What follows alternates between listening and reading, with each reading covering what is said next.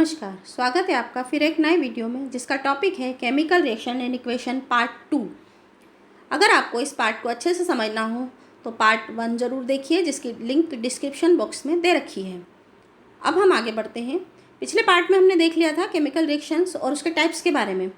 अब आज देखते हैं कि कितने भागों में बांटा गया है केमिकल रिएक्शन को basis of the rate of reaction. Rate of reaction के आधार पर 2 भागों में बांटा गया है। सबसे पहले fast chemical reaction that complete in a very short time such as less than 10 to 6 second is called fast chemical reaction. ऐसी केमिकल रिएक्शन जो बहुत ही कम समय में, बहुत शॉर्ट टाइम में हो जाती है, सच एज जैसे कि 10 से 6 सेकंड से भी कम समय में हो जाती है, वो फास्ट केमिकल रिएक्शन कहलाती है। एग्जाम्पल है न्यूट्रलाइजेशन रिएक्शन। सबसे पहले जान लेते हैं न्यूट्रलाइजेशन क्या है। न्यूट्रलाइजेशन, जब भी एसिड और बेस आपस में रिएक्ट करते हैं तो सॉल्ट और वाटर बनता है। ठीक है, यहाँ पर हमने लिया है स्ट्रॉन्ग बेस NaOH और स्ट्रॉन्ग एसिड HCl को अगर हम रिएक्शन करवाएंगे तो ये न्यूट्रलाइजेशन रिएक्शन है और ये फास्ट केमिकल रिएक्शन का एग्जाम्पल है। ये बहुत जल्दी होती है, विदिन 10 से 6 सेकंड से भी कम टाइम में हो जाती है। स्लो केमिकल रिएक्शन, नाम से ही पता चल रहा है कि स्लो मतलब बहुत ज़्यादा धीरे होगी, 2 महीने 4 महीने इससे भी ज़्यादा समय लग सकता है। The reaction which occurs very slowly and can take long time for completion is called slow chemical reaction. ठीक है, एग्जाम्पल देखते हैं। रस्टिंग ऑफ आयरन, लोहे में जंग लगना।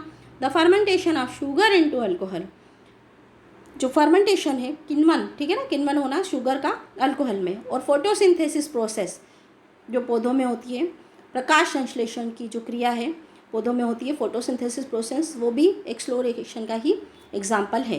Factors affecting the rate of chemical reaction, ऐसे कौन कौन से कारक हैं जो रेट ऑफ केमिकल रिएक्शन को प्रभावित करते हैं। सबसे पहला है concentration. Rate of reaction increase with increase in concentration of reactant. जैसे जैसे अगर रिएक्टेंट का कंसंट्रेशन बढ़ाया जाएगा तो रेट ऑफ रिएक्शन भी बढ़ती जाएगी। कंसंट्रेशन का मतलब क्या है? अब सबसे पहले तो सवाल ये उठता है, तो कंसंट्रेशन क्या है?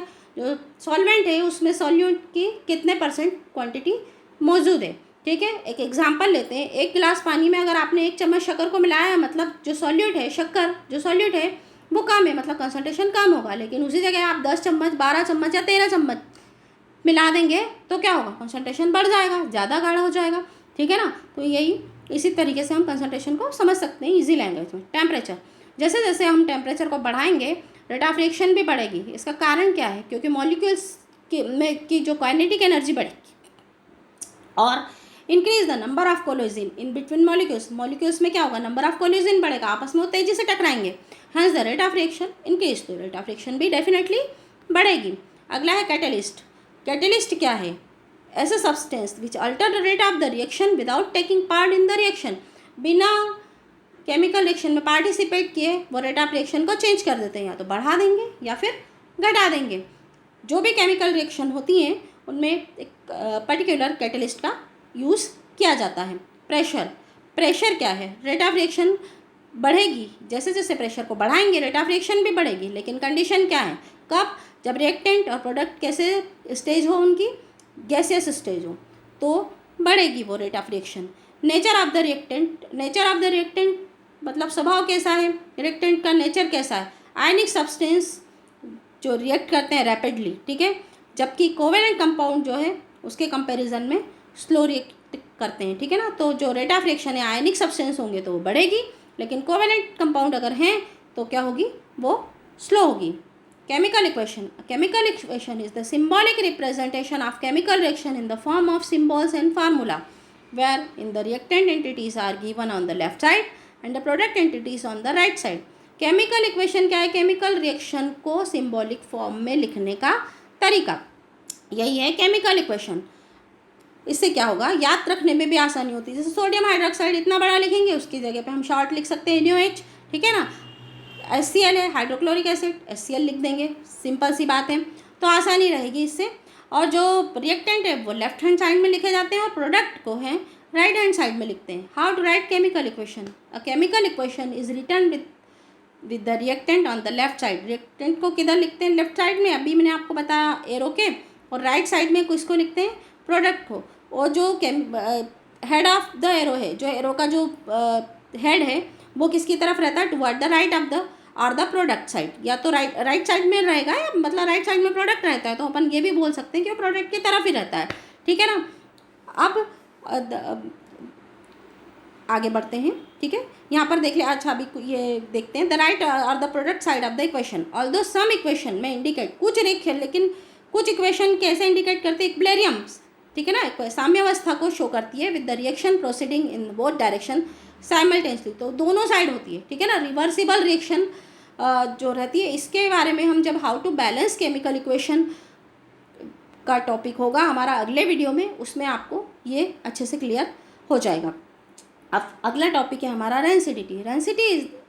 Rancidity is the natural process of decomposition of fats और ऑयल्स बाय आइदर हाइड्रोलाइसिस और ऑक्सीडेशन या फिर बोथ, ठीक है ना। रेंसिडिटी एक नेचुरल प्रोसेस है, प्राकृतिक क्रिया है डिकम्पोजिशन की, फैट्स या फिर तेल हो, ऑयल हो, बाय आइदर या तो हाइड्रोलाइसिस से हो या फिर ऑक्सीडेशन से हो, या तो मॉइस्चर हो या फिर हवा की प्रेजेंस में हो, नमी की प्रेजेंस में, ठीक है ना, या फिर दोनों कारण भी हो सकते हैं इसके। और इसमें क्या होता है कि प्रोसेस ऑफ डिग्रेडेशन हो जाता है, convert fatty acid asters of oil into free fatty acid, ठीक है ना।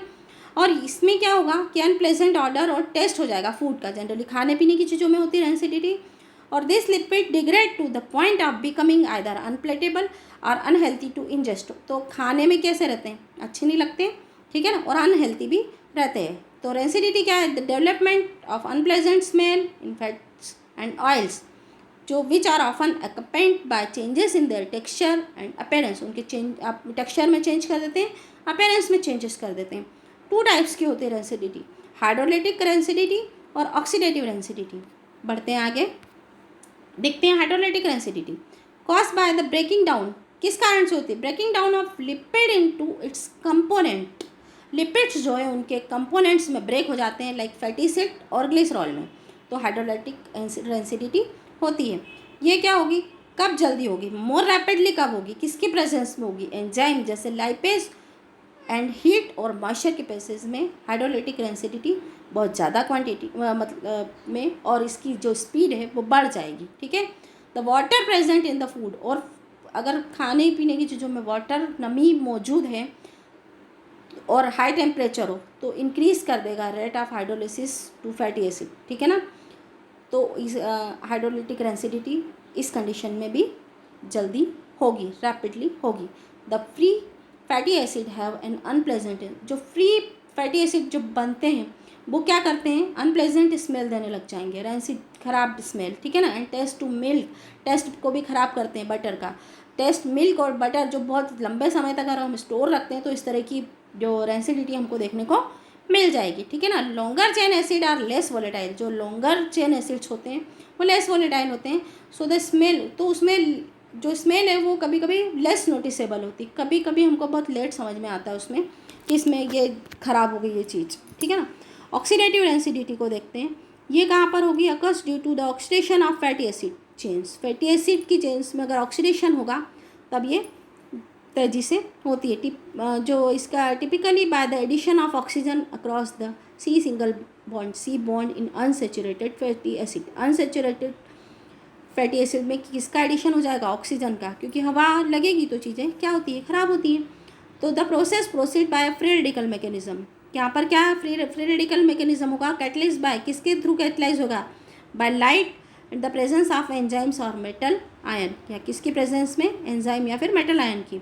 द कॉम्प्लेक्स फ्री रेडिकल जो है free radical reaction will produce a wide variety of products, इसमें क्या फ्री रेडिकल रिएक्शन जो होगी वो वाइड वेराइटी ऑफ इसमें बना देगी, ख़राब होने के मैनी हीच है अनप्लेजेंट, जो कि सब में अलग अलग तरह की स्मेल को वो प्रोड्यूस कर देंगे, उसके लश्चर को ख़राब, उसकी जो टेस्ट है उसको भी ख़राब कर देंगे, ठीक है ना। इन हाईली अनसेचुरेटेड लिपिड, जो हाईली अनसेचुरेटेड हुए जैसे कि ऑयल से, oxidative rancidity can be a major problem, ये बहुत ज़्यादा मेजर प्रॉब्लम है, खाने पीने की चीज़ों में ये बहुत ज़्यादा देखी जाती है। कुछ भी चीज़ अगर आपने ओपन कर दी है ख़राब हो जाएगी, ठीक है ना। चिप्स हैं, पोटैटो चिप्स हैं, आप लाते हैं, ठीक है, कुरकुरा चिप्स है, ये इस तरह की जो इसके एग्जाम्पल आपको इसमें ईजिली देखने को मिल जाएंगे। आगे बढ़ते हैं, कैसे मिनिमाइज़ कर सकते हैं इनको, इसके देख लेते हैं। पैकेजिंग में ही इसको कर सकते हैं, पैकेजिंग अच्छी हो बस, ठीक है ना। एयर टाइट कंटेनर में हम इसको पैक करें, और क्योंकि पैकेजिंग एंड कलर जो ग्लास बॉटल रही वो will reduce light induce oxidative density को वो क्या कर सकती है, रिड्यूस कर सकती है, ठीक है।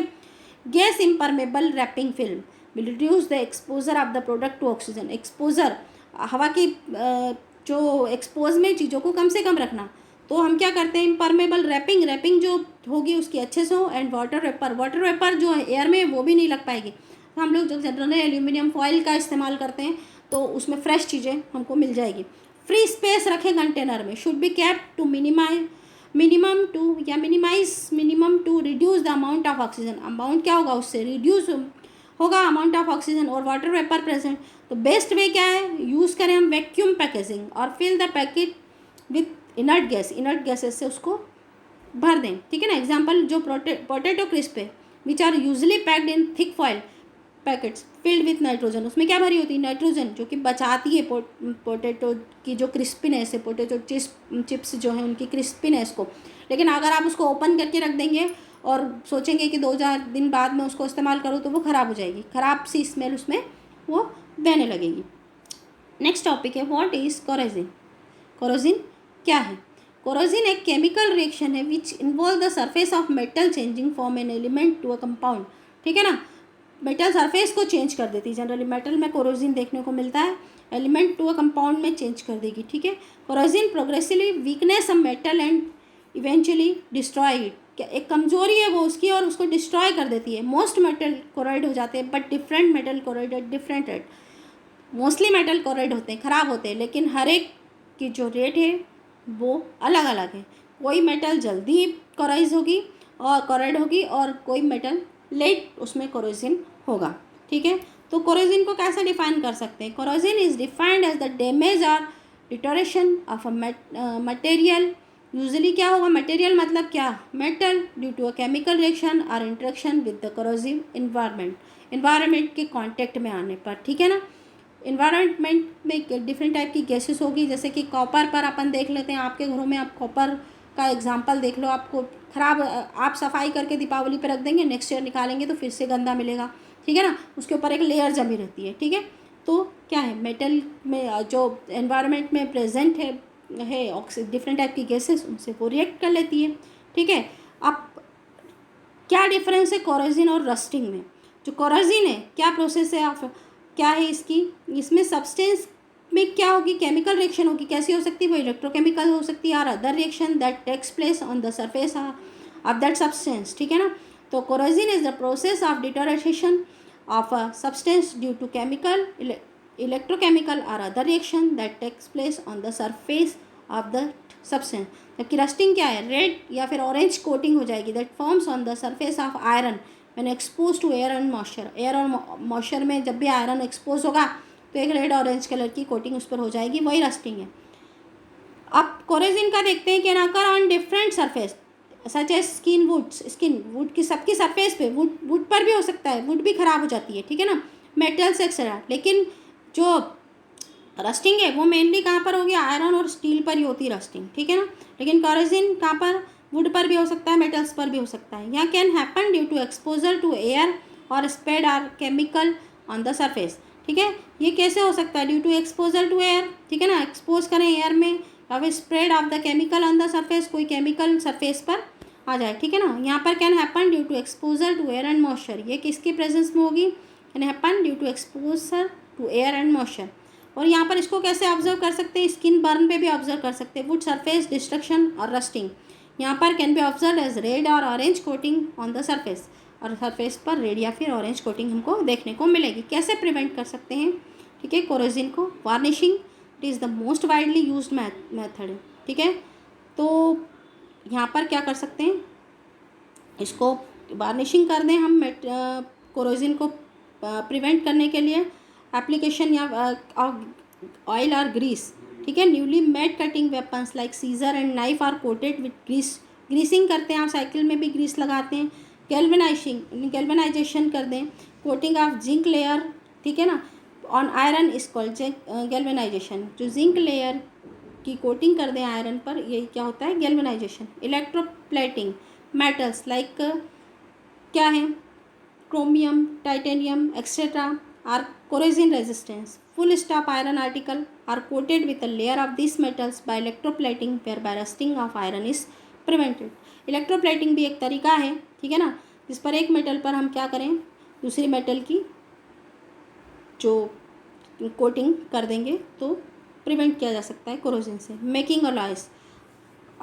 सम alloys are corrosion resistance. Example क्या है, स्टेनलेस स्टील. अलॉयस पर से भी हम इसको कंट्रोल कर सकते हैं, ठीक है. What are alloys. अब अलॉयस क्या है, ये क्वेश्चन बन जाता है हमारे सामने. The homogeneous mixture of two or more metals in which the composition of component are in almost fix proportion. Homogeneous mixture दो या दो से अधिक मेटल का, ठीक है ना, जिसको हमको ऑलमोस्ट फिक्स प्रपोर्शन में लेना है. एग्जाम्पल है इसमें एक स्टेनलेस स्टील है, आयरन 82% है, जैसे निकल और क्रोमियम को हम 18% लेते हैं इसमें. यूजेस क्या है इसके, यूटेंसिल्स, सर्जिकल इंस्ट्रूमेंट बनाना, वॉच बनाना, ये है. ब्रास, जैसे इसमें क्या होता है, कॉपर 80% होगा, जिंक 20% होगा. यूज़ क्या करते हैं, यूटेंसिल्स, बर्तन बनाना, पाइप, रेडिएटर स्टैचूज एक्सेट्रा बनाना, ठीक है. मोस्ट इम्पॉर्टेंट क्वेश्चन है जो ये दोनों पार्ट्स हैं उनसे. जैसे सबसे पहला क्वेश्चन है व्हाट इज़ केमिकल रिएक्शन, इसको आप प्रिपेयर कर सकते हैं, एक्सप्लेन कर सकते हैं. Types of chemical reaction with example, और combination reaction right with example है. डिस्प्लेसमेंट रिएक्शन जो हमने पहले भी देख रखी है, ठीक है ना, पार्ट 1 में, ठीक है. तो उससे आप इन क्वेश्चंस को प्रिपेयर कर सकते हैं, इनके आंसर्स प्रिपेयर कर सकते हैं एग्ज़ाम्स के लिए. डिकम्पोजिशन रिएक्शन जो पार्ट 1 में दी हुई है. डबल डिस्प्लेसमेंट फोटोकेमिकल रिएक्शन है. एक्सोथर्मिक एंडोथर्मिक है पार्ट 1 में. केमिकल इक्वेशन इसी पार्ट 2 में है. अलॉयस की डेफिनेशन है. कोरोजन है, उसके प्रिवेंटिव मेजर्स हैं, और difference between corrosion and rusting है. गैल्वेनाइजेशन है, रेंसिडिटी, और factors affecting the rate of chemical reaction. ये सारे क्वेश्चंस जो हैं आप इन दोनों पार्ट्स को देखेंगे तो इनके आंसर इजीली प्रिपेयर कर सकते हैं. बाकी का अगले पार्ट में how to balancing chemical equation जो है अगले पार्ट में हम देखेंगे. आज का वीडियो अगर आपको अच्छा लगा है तो फटाफट लाइक, सब्सक्राइब और शेयर कर दीजिए और इसको पढ़ते रहें. Thank you.